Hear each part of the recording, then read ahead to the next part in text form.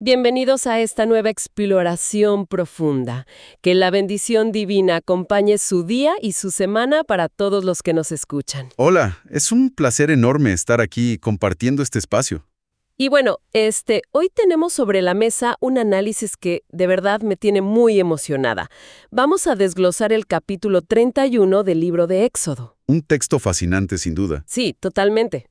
Y para hacerlo nos estamos apoyando en las notas y extractos de dos fuentes de estudio muy reconocidas, que son la Biblia de Estudio Holman y la Biblia de Estudio NAA. Exacto. Dos recursos que nos van a dar, digamos, la profundidad técnica e histórica que necesitamos. Así es, porque el objetivo de nuestra sesión de hoy es entender dos conceptos que a primera vista, parecen completamente opuestos. Ajá, casi contradictorios. Claro. Por un lado, tenemos el valor inmenso del trabajo humano y la creatividad técnica, inspirada por la divinidad. Sí. Y por el otro, un mandato radical, absoluto, de detenerse y descansar. Que es el famoso reposo. Exacto. Pero quiero empezar con un dato histórico que, fíjate, cambia bastante la perspectiva. A ver, cuéntame. Si le preguntamos a cualquier persona quién fue el primer individuo en estos textos descrito explícitamente como alguien lleno del Espíritu de Dios, la mayoría probablemente pensaría en un profeta. O en un rey. Claro, un líder militar, un sumo sacerdote.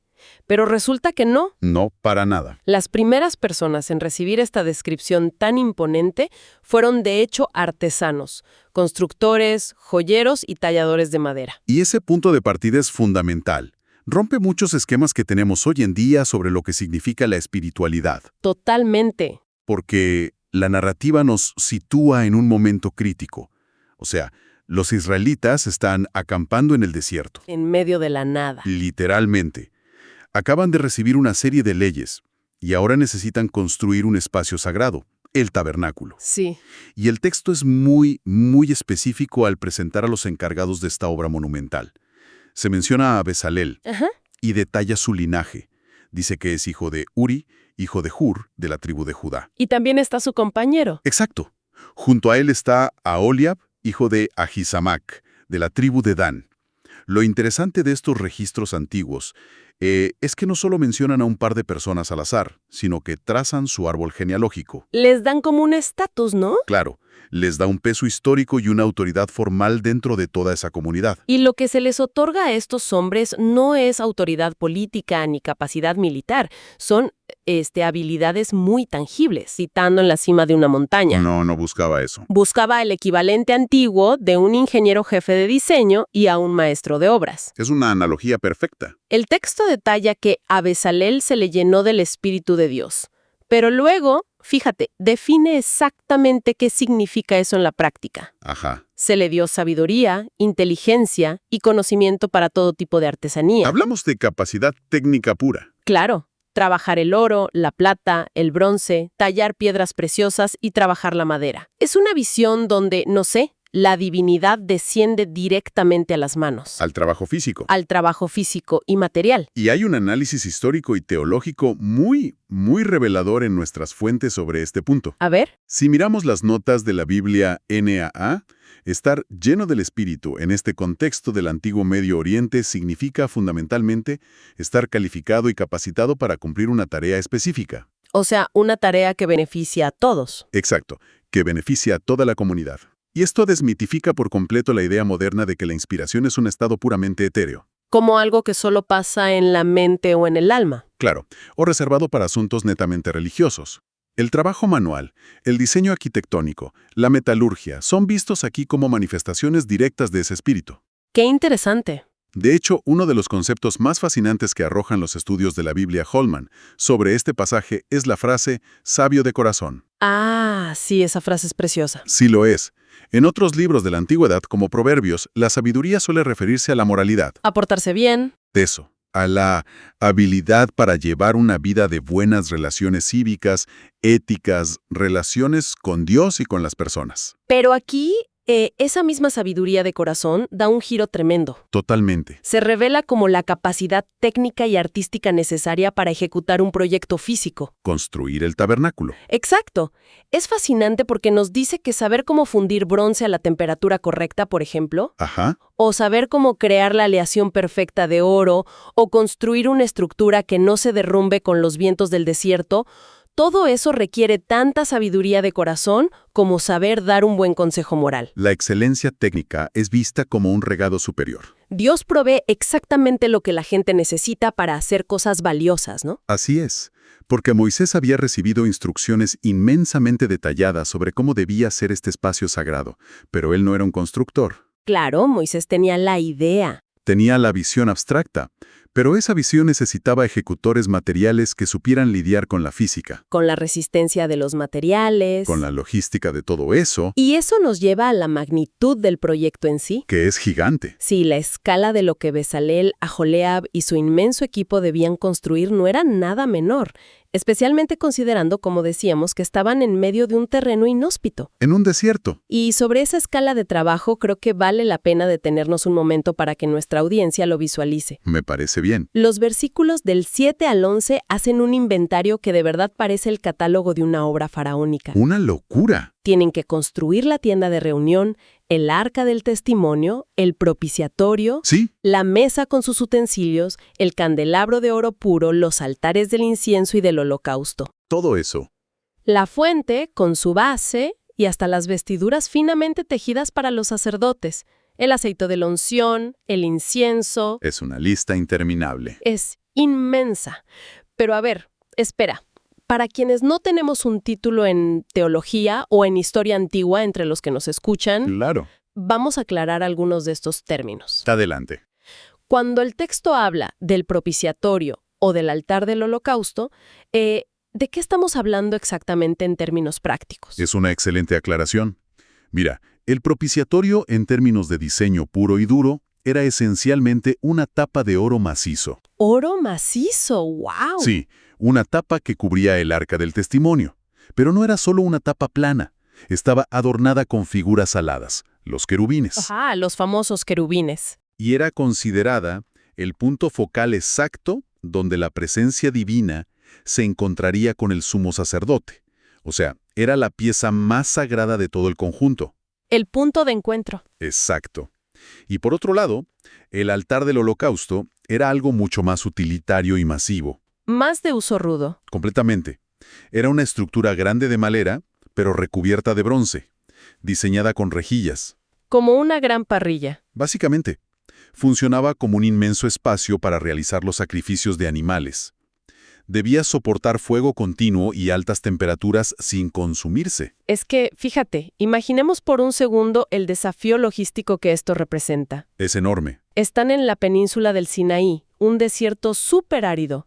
¿De dónde sacan madera de acacia resistente o kilos y kilos de oro puro, plata, bronce? Es la gran pregunta. Y los telares para hacer hilo azul, púrpura y carmesí. Claro, porque los registros históricos indican que los israelitas habían salido de Egipto llevándose riquezas. Despojando a sus antiguos opresores. Exacto. Y esos mismos materiales son los que ahora debían ser transformados.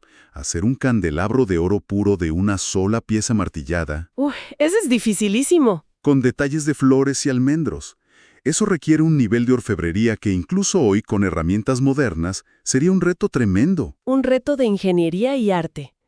Y además de la metalurgia y la carpintería, estaba la química y la botánica. Ah, claro, las mezclas. Sí, porque el texto menciona la creación del aceite de la unción y el incienso aromático puro. Sí, Esto implicaba destilar especias, mezclar mirra, canela, cálamo y casia en proporciones súper exactas. todo un laboratorio.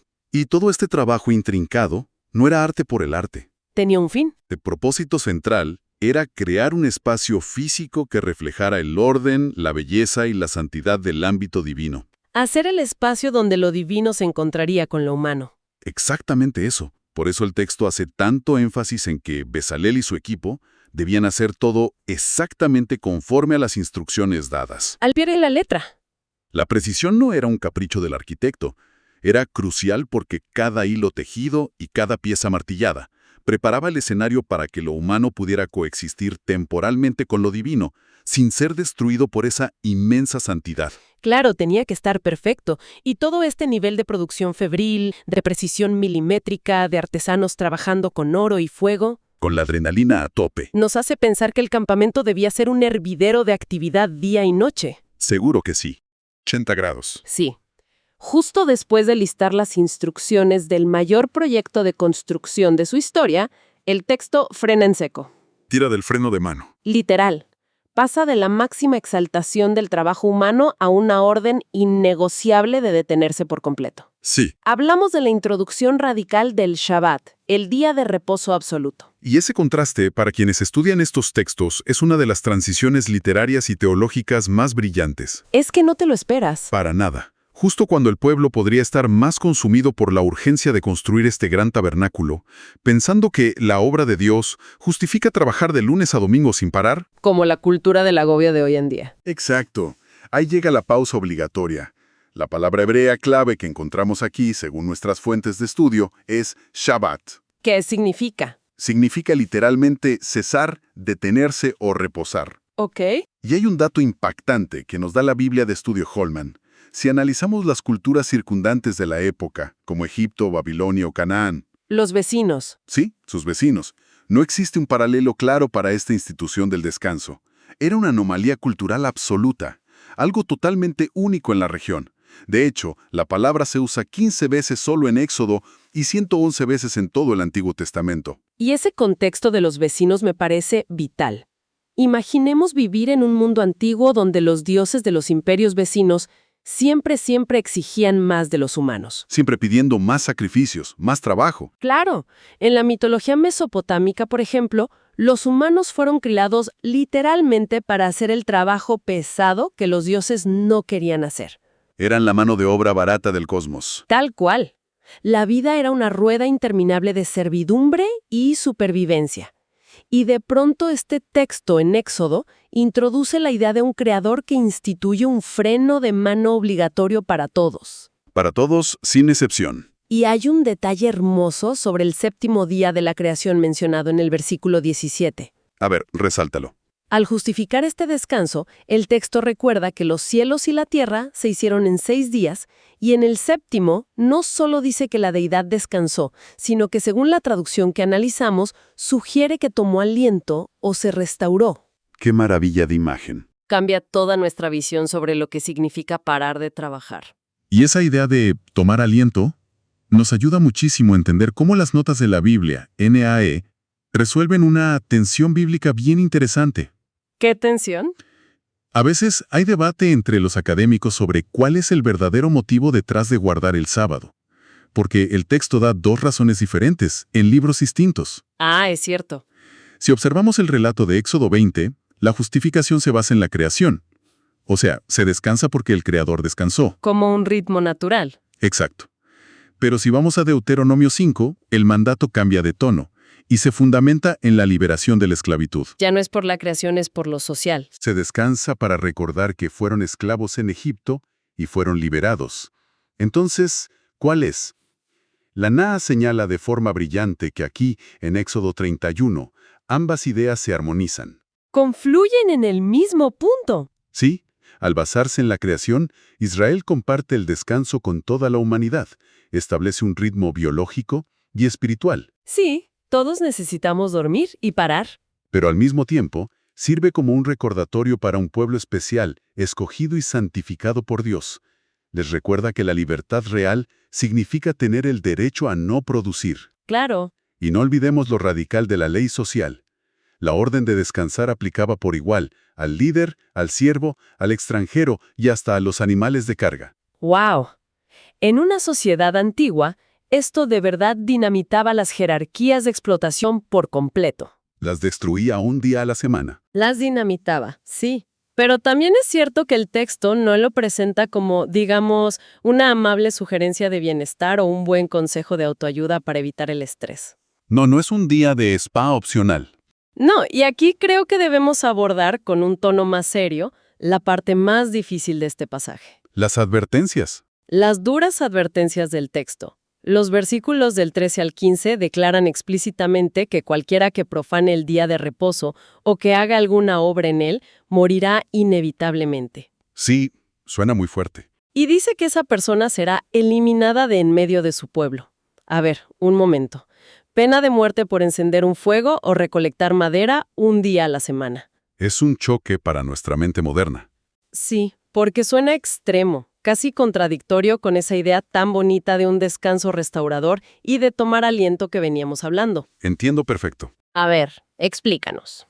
La frase eliminado de su pueblo ocurre varias veces en la ley, y su significado exacto es ambiguo para los estudiosos. No significaba Siempre la muerte física. No necesariamente. En la práctica, podría referirse a la muerte a manos de la congregación, sí, pero también muchos especialistas sugieren que podría implicar un castigo divino directo o bien sufrir un tipo de separación y excomunión radical de los beneficios de la alianza. como un exilio. Exacto. Y en una sociedad tribal nómada atravesando un desierto hostil, ser expulsado del campamento y perder la red de protección era a todos los efectos una sentencia de muerte segura. O sea que no se trataba simplemente de romper una regla corporativa de asistencia. Para nada. Y aquí es donde las notas de la Holman iluminan el porqué de esta gravedad. Trabajar en el día de reposo, dentro del marco de este pacto, era considerado una rebelión obstinada. Una alta traición, digamos. Sí, no era solo romper una regla por despiste.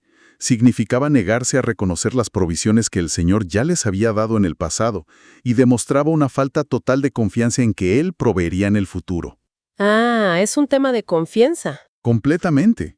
Piensa que en una economía agraria y de mera supervivencia, si está a punto de llover y tu cosecha está en el campo, decidir no trabajar requiere una confianza radical en que el universo no colapsará si tú detienes tus manos. Claro, podemos verlo de esta manera. Si la competencia siga produciendo, si la naturaleza sigue su curso, detenerse es declarar, en la práctica, yo no soy el único motor que sostiene mi vida. ¡Qué buena forma de ponerlo! El descanso se convierte en un acto de fe radical. Si alguien insistía en trabajar en sábado, lo que estaba comunicando a toda la comunidad era, no confío en este pacto, confío únicamente en mi propia fuerza. Y esa aptitud, en la etapa formativa de una nación que acababa de salir de la esclavitud y dependía del maná del cielo, era vista como un cáncer. Un cáncer que podía destruir la identidad colectiva que apenas estaban intentando forjar. La identidad, ese es un punto clave. Sí, porque el texto enfatiza que este pacto perpetuo del sábado era la señal que santificaba a Israel. Su marca distintiva.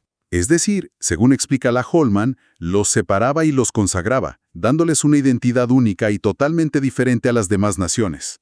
Guardar el reposo era su marca de lealtad en un mundo obsesionado con la producción interminable. ¡Qué fuerte! Y toda esta profunda enseñanza, que logra equilibrar la majestuosidad del trabajo artesanal y la solemnidad del descanso absoluto, culmina en el último versículo del capítulo. El gran cierre. El versículo 18, que relata el clímax de todo este encuentro. Después de terminar de hablar con Moisés en el monte Sinaí, Dios le entrega las 2 tablas del testimonio. Las famosas tablas de la ley. Tablas de piedra que, según el texto, estaban escritas por el dedo de Dios. Es muy poético que, después de hablar tanto de la habilidad de las manos humanas de los artesanos, la narrativa cierra con la obra directa, el dedo, de la divinidad. Es un antropomorfismo muy poderoso. Hablar del dedo divino comunica un sentido de autoridad inalterable. Definitivo. Y el análisis de nuestras fuentes nos da un recordatorio vital sobre estas tablas. No eran un simple registro histórico. Contenían los 10 mandamientos y su destino final era ser colocadas dentro del arca en el lugar santísimo. Esa misma arca que Bezalel iba a construir con sus manos. Esa misma. Servirían como un recordatorio constante para el pueblo del pacto, que habían prometido cumplir.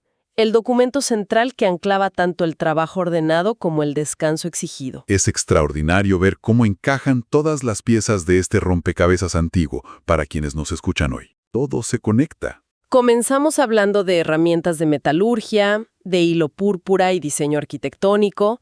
Pasamos por la disrupción social de detener toda actividad económica un día a la semana. Con penas severas, además. Sí, y terminamos con actas de piedra talladas en la cima de una montaña. Leer estos documentos no es solo un ejercicio académico del pasado. Tienen mucho que decirnos. Nos hablan directamente a la realidad moderna.